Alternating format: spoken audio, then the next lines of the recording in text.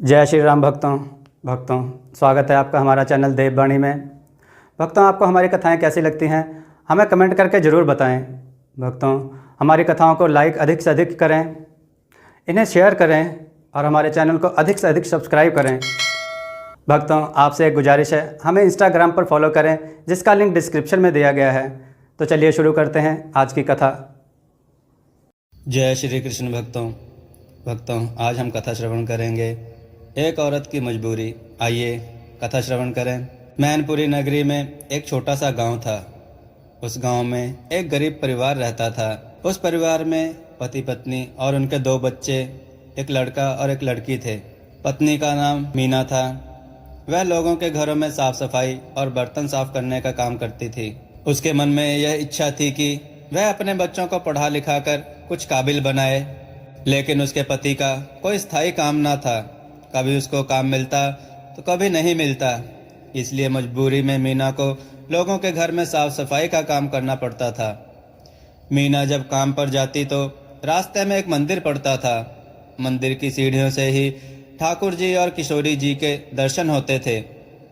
मंदिर में नित्य प्रति संकीर्तन होता था। मीना को संकीर्तन सुनने में बड़ा आनंद आता था। इसलिए वह काम पर जाने से पहले 5-10 मिनट के लिए मंदिर की सीढ़ियों पर बैठकर कीर्तन का आनंद लेती। लेकिन उसको बाहर से अच्छी तरह ठाकुर जी और किशोरी जी के दर्शन नहीं होते थे।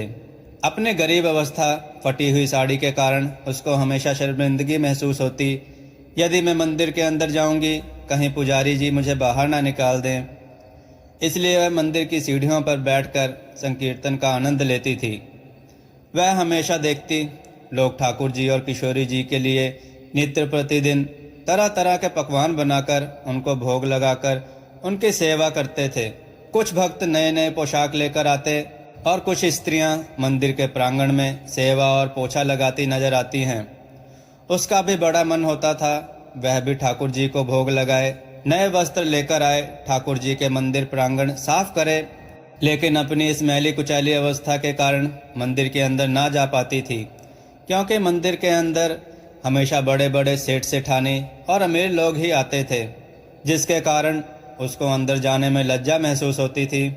जिस घर में मीना काम करती थी उस घर के लोग कुछ महीनों के लिए विदेश जा रहे थे, जिसके कारण मीना का काम छूट गया।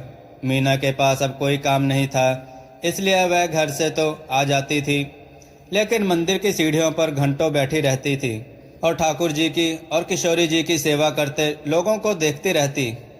एक दिन वह मंदिर की सीढ़ियों पर बैठी हुई थी, तभी वहां से एक नवविवाहित सेठ सेठानी का जोड़ा, जो कि अत्यंत सुंदर था, अत्यंत रूपवान था, मंदिर की सीढ़ियों से होकर नीचे उतर रहा था। तभी अचानक से सेठानी का पैर सीढ़ियों में से फिसल गया तो मीना ने झट से उसको पकड़ लिया, जिसके कारण वह सीढ़ियों से गिरने से बच गई। सेठ और सेठानी ने मीना का अत्यंत धन्यवाद किया और सेठ अपनी सेठानी का हाथ पकड़कर आगे की तरफ चल पड़ा। तभी मीना ने पीछे से सेठ को आवाज़ लगाई, बाबूजी, सेठानी को उठाते वक्त आपके कुर्ते की जेब में से यह आपका बटुआ मंदिर की सीढ़ियों पर गिर पड़ा था। सेठ मीना की ईमानदारी को देखकर प्रसन्न हुआ और उसका और भी आभारी होने लगा कि तुम तो नरम दिल के साथ साथ ईमानदार भी हो। तुम क्या करती हो? तो मीना ने बताया कि मैं लोगों के घर में काम करती थी, लेकिन आजकल मेरा काम छूटा हुआ है। तो सेठ ने कहा, हमारी नई नई शादी हुई है, क्या तुम हमारे घर में काम करोगी?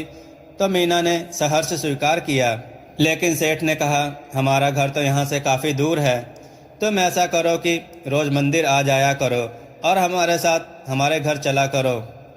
अब तो हर रोज़ सेठ और सेठानी मंदिर आते और मीना उनके साथ गाड़ी में बैठकर उनके घर चली जाती।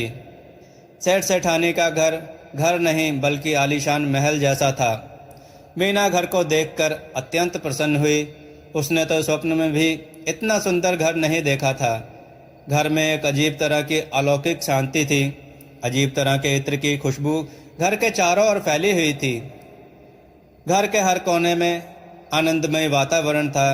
घर में इतनी साफ सफाई थी कि मीना को भी ज़्यादा साफ सफाई करने में मेहनत नहीं लगती थी। अब तो मीना उस घर का अहम हिस्सा बन चुकी थी। वह हर रोज नहा धोकर आती और सेठानी जी के लिए तरह तरह के पकवान बनाकर उनको खिलाती।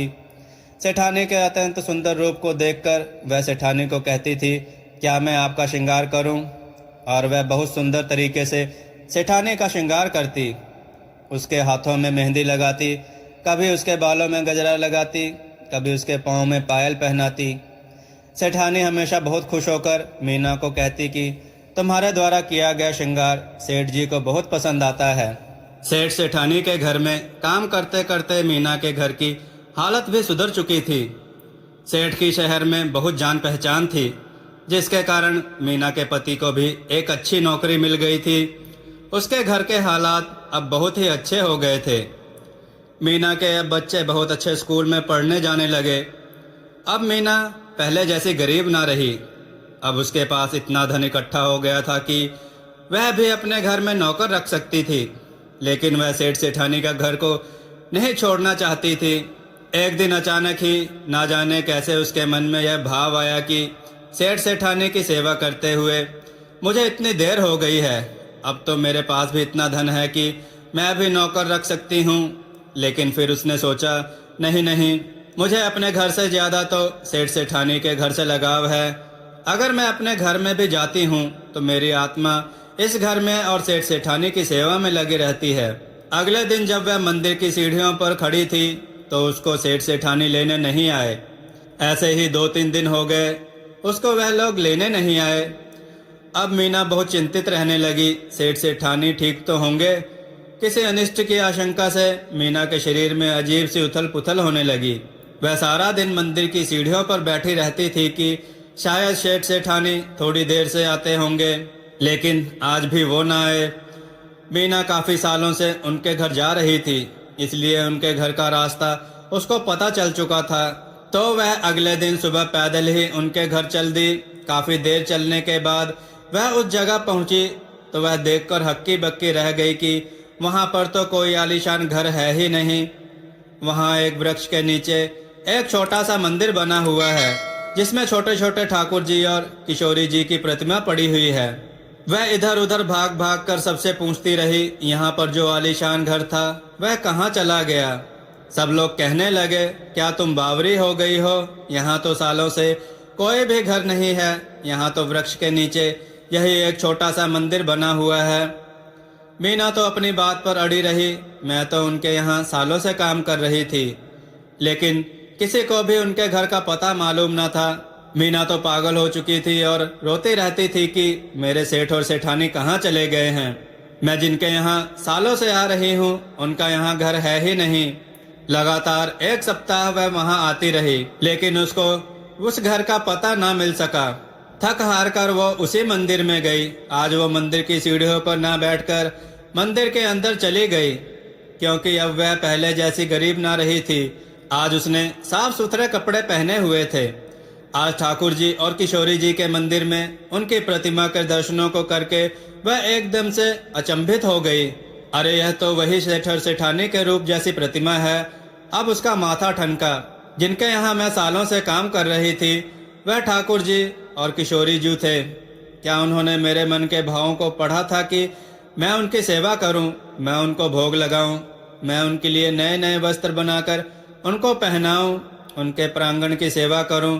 तो क्या यह मौका उन्होंने मुझे अलग से दिया है? यह सोचकर मीना के पैरों तले जमीन खिसक गई कि क्या सच में ठाकुर जी और किशोरी जी थे? वह अपने आप को कोसने लगी कि जब तक मेरे मन में भाव था कि मैं ठाकुर जी की सेवा करूं, तब तक तो उन्होंने मुझे अपनी सेवा में रखा।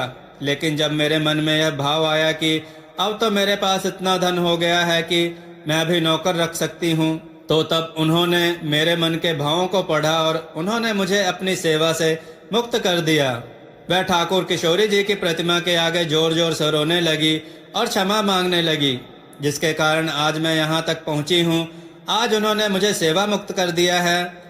सब आने जाने वाले उसकी तरफ देखकर हैरान हो रहे थे कि इस देवी को क्या हो गया है। मीना तो जैसे बावरी सी हो गई थी। वह बस अब मंदिर की सीढ़ियों पर बैठी रहती और हर आने जाने वाले भक्त की चरण धूलि अपने मस्तक पर लगाती रहती। और लाडली लाल जो से प्रार्थना करती रहती कि उस सेवा से वंचित कर दिया, लेकिन जब तक मेरे तन में प्राण है तू अपने भक्तजनों की चरण धूलि से मुझे वंचित मत करना। भक्तों, हमारे जैसे भाव होते हैं ठाकुर जी तुरंत पहचान जाते हैं और वैसे ही सेवा और फल प्रदान करते हैं।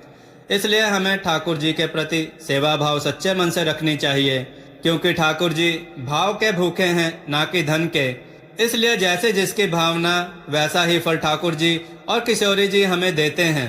जय श्री राधे कृष्ण। भक्तों आपको यह कथा कैसी लगी हमें कमेंट में जरूर बताएं। भक्तों, हमें इंस्टाग्राम पर फॉलो करें जिसका लिंक डिस्क्रिप्शन में दिया गया है। जय श्री कृष्ण भक्तों।